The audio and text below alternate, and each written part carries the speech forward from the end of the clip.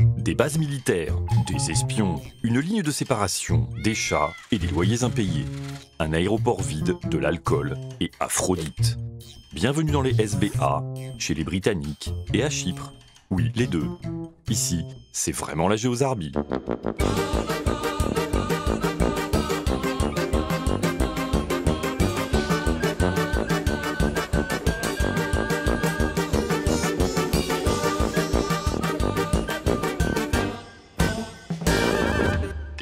Sur l'île. La République de Chypre possède 3 centrales électriques. Celle de Vasilikos est la plus grande, celle de Moni la plus petite. Et puis il y a celle de Dekelia, juste à côté de laquelle on trouve un lotissement. Pour qui est employé de la centrale et habite ce lotissement, aller au travail est chose facile. Il suffit de traverser une route. Et au passage, de franchir 2 fois la frontière avec un territoire britannique. Hein? Eh oui, Londres se trouve à 3200 km de là, et pourtant les Britanniques possèdent des territoires sur l'île de Chypre.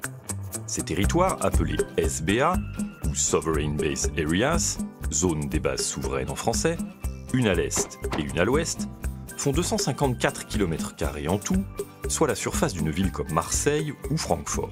Et bien que propriété du Royaume-Uni, les SBA n'en font pas partie, car elles sont une sorte de petit État autonome sous contrôle exclusif du ministère de la Défense britannique.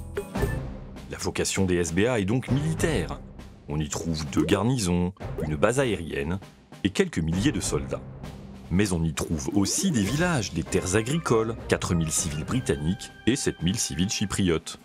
Les SBA ont donc aussi une administration civile, avec une police, une justice, une loi calquée sur celle de Chypre, et une monnaie qui n'est pas la livre sterling, mais l'euro. Cerise sur le gâteau, on trouve 4 enclaves chypriotes dans les SBA, dont notre centrale de Dekelia et son lotissement. Voilà pourquoi, quand on passe de l'un à l'autre, on franchit 2 fois la frontière, car ce qui les sépare est effectivement une route britannique. Oui, c'est un peu compliqué, mais attention, ce n'est rien à côté de ce qui arrive. Et pour comprendre comment ce compliqué est né, eh bien, il faut un petit cours d'histoire. Surnommée l'île de l'amour, parce qu'Aphrodite y serait née, Chypre fait partie de l'Empire turc dès le XVIe siècle. Et ce n'est que bien plus tard, en 1914, que les Britanniques s'en emparent et font de Chypre une colonie. Sur place, une large majorité de culture grecque y côtoie une forte minorité turque. Très vite, les Chypriotes grecs se mettent à rêver d'énocis, c'est-à-dire d'union avec la Grèce. Et dans les années 50, ils mènent une guérilla sanglante contre les Britanniques, alliés aux Chypriotes turcs. Et pour ajouter à la confusion, la Grèce et la Turquie soutiennent chacune leur communauté. Mais en 1959, des négociations entre toutes les parties accouchent finalement d'une solution. Pas d'énocis, mais l'indépendance, avec une constitution organisant le partage du pouvoir entre communautés. La présidence, 7 ministères et 70% du Parlement pour les Chypriotes grecs, la vice-présidence, 3 ministères et 30% du Parlement pour les Chypriotes turcs. Et la Grèce, la Turquie et le Royaume-Uni s'engagent tous 3 à défendre l'indépendance de l'île. Le 1er octobre 1960, Chypre devient donc une république, et le leader des Chypriotes grecs, l'archevêque orthodoxe Makarios, en est élu président. Mais si les Britanniques ont accepté de lâcher leur colonie, c'est à condition de conserver leur base militaire, avec en prime 40 autres zones dites réservées pour des terrains d'entraînement, des postes radars ou des antennes radio. Des limites sont néanmoins fixées. Par exemple, les Britanniques ne pourront pas mettre leur base à disposition d'un autre pays. Aucune douane ne devra marquer la frontière, et puis il faudra payer un loyer. Autre exception à la souveraineté britannique, les enclaves bien sûr, mais aussi tous les monuments antiques qui restent sous responsabilité chypriote, ainsi du monastère de Saint-Nicolas-des-Chats, à quelques centaines de mètres de la base aérienne. Pourquoi ce nom de Saint-Nicolas-des-Chats? Eh bien, parce qu'il y a plein de chats ici, évidemment. C'est donc en même temps que la République de Chypre que les SBA sont nés. Cependant, l'indépendance de Chypre n'a pas réglé tous les problèmes de l'île. Au gouvernement, chaque communauté bloque systématiquement par veto les projets de l'autre, si bien que les violences recommencent. Ce qui oblige l'ONU à envoyer 2500 casques bleus en 1964 pour séparer les combattants par une ligne dite verte. 10 ans plus tard, en 1974, la Grèce organise un coup d'État et chasse du pouvoir Makarios, qui vient se plaindre à l'ONU. Et soupçonnant une tentative d'énocis, la Turquie envoie 10 000 soldats pour défendre l'indépendance de l'île. Les chypriotes grecs fuient alors vers le sud, tandis que les chypriotes turcs fuient vers le nord. L'armée turque s'arrête finalement à la ligne verte, mais des centaines de civils ont disparu pendant les combats. Depuis, rien n'a bougé, ou presque. En 1983, le Nord est devenu la République turque de Chypre du Nord, reconnue uniquement par la Turquie. Et en 2004, la République de Chypre, restée aux mains de la majorité grecque, est entrée dans l'UE. Et pour la communauté internationale, la République de Chypre reste officiellement souveraine sur toute l'île. Ah oui, ça fait mal au crâne, hein? Car c'est en fait tout Chypre qui est en Géosarbie. On y trouve partout, surtout au nord, des maisons, des villages, des quartiers entiers abandonnés. Les Chypriotes qui ont fui en 1974 n'ont en effet jamais pu retourner chez eux. Seuls 250 Grecs de Rizo-Carpazo, bloqués par l'arrivée des troupes turques en 1974, sont restés. Encore aujourd'hui, ils sont ravitaillés par l'ONU. Les casques bleus en place depuis presque 60 ans doivent aussi surveiller les 180 km de lignes vertes et sa gigantesque zone tampon globalement interdite à toute circulation. La capitale Nicosie elle-même est coupée en deux. Et son aéroport, situé dans la zone tampon, est carrément à l'abandon. Une telle situation, ça donne quand même envie de boire un bon coup de zivania local, hein, pour se consoler. Malgré tout, la République de Chypre s'est développée. Elle vit aujourd'hui du tourisme de masse, mais aussi de finances douteuses. Chypre est en effet considérée comme un paradis fiscal. La partie nord, sous embargo, est quant à elle beaucoup plus pauvre. Mais qui a eu l'idée de surnommer Chypre l'île de l'amour?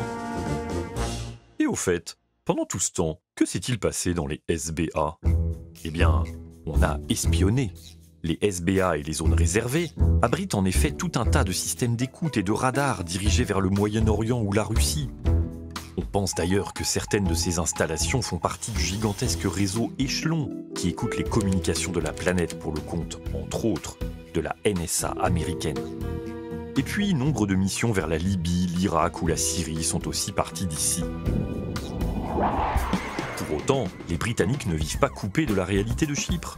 D'abord, ils sont en partie responsables de la surveillance de la ligne verte pour le compte de l'ONU. Ensuite, lors des troubles de 1974, des centaines de Chypriotes, grecs comme turcs, sont venus se réfugier dans les SBA.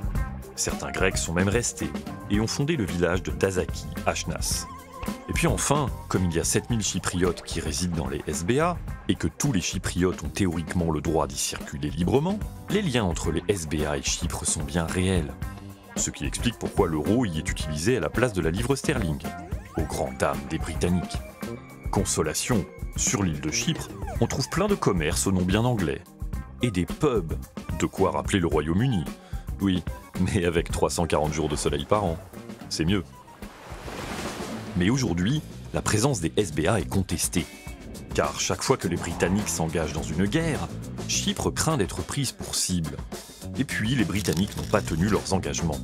Outre le fait que les Américains semblent profiter illégalement des bases britanniques, le Royaume-Uni a cessé de payer son loyer à la République de Chypre dès 1964, pour éviter que ces sommes ne profitent qu'à la seule communauté grecque. Aujourd'hui, la dette du Royaume-Uni pourrait s'élever à plusieurs dizaines, voire centaines de millions de livres, ou plutôt d'euros. Mais en fait, les Chypriotes sont plutôt préoccupés par leur possible réunification, souhaitée au nord comme au sud. D'ailleurs, comme un symbole, au Parlement chypriote, les 30% de sièges réservés à la minorité turque attendent d'être à nouveau occupés. En 2004, un référendum sur la réunification a pourtant échoué. Et en 2017, des discussions en Suisse ont tourné court. Les débats bloquent à chaque fois sur le problème de l'indemnisation des déplacés, sur la question des disparus, et sur la démilitarisation du Nord, où stationnent toujours 40 000 soldats turcs. La Turquie d'Erdogan ne semble en effet pas prête à lâcher Chypre. Surtout depuis qu'on sait qu'il y a sûrement des réserves de gaz au large de ses côtes. Mais il y a tout de même des raisons d'espérer. À partir de 2003, la ligne verte s'est ouverte en 3 endroits. Chypriotes, Grecs et Turcs peuvent désormais circuler de l'autre côté du territoire. Les Grecs vont au nord visiter les habitations qu'ils ont abandonnées. Et nombreux sont les Chypriotes turcs qui travaillent maintenant au sud. Et puis, à Chypre, il reste un village mixte. À Pila, situé dans la zone tampon, 400 Turcs et 800 Grecs vivent plutôt en paix, malgré quelques tensions dans les années 90. Encore quelques efforts vers la réconciliation, et Chypre pourrait bien finalement mériter son surnom d'île de l'amour.